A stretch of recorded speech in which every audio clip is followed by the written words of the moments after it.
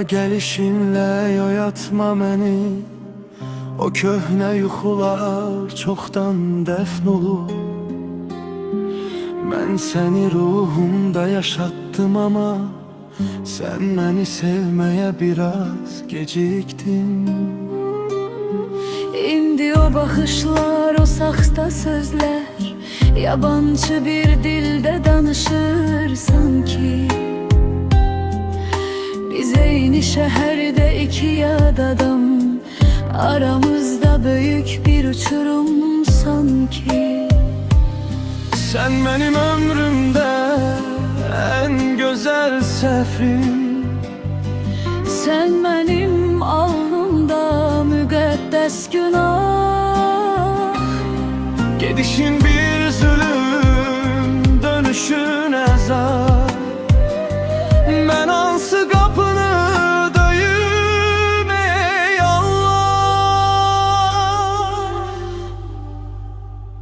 Gözlerimden düşen her damla keder, senin bu eşkine sonun nişanı. Mən elə sevmişdim, mən elə yandım.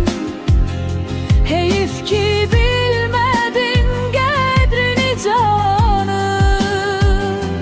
İndi get kiminle xoşbəxtsənsə get. Mən öz tənhalığımda bir sultan olaram. Sənin bu yarımçıq qalan nağılında Mən ən unudulmaz bir dastan olaram.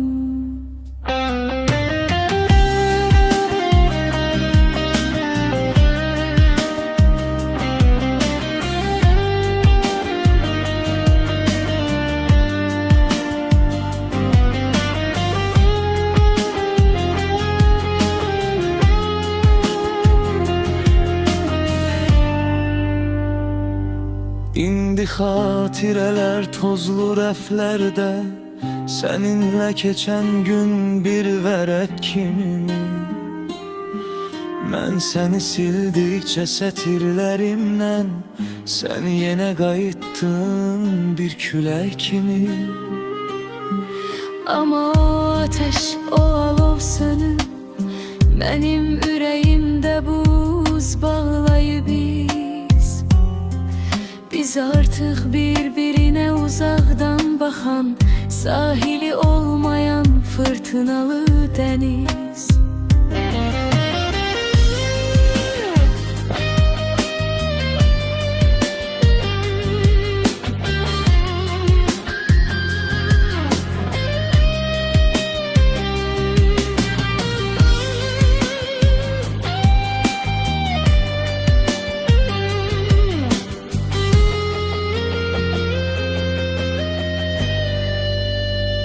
Gözlerimden düşen her damla keder, senin bu eşkine sonun nişanı.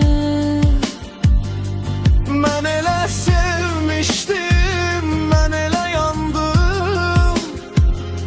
Heyif ki bilmədin qədrini canım. İndi get kiminle xoşbəxtsənsə get.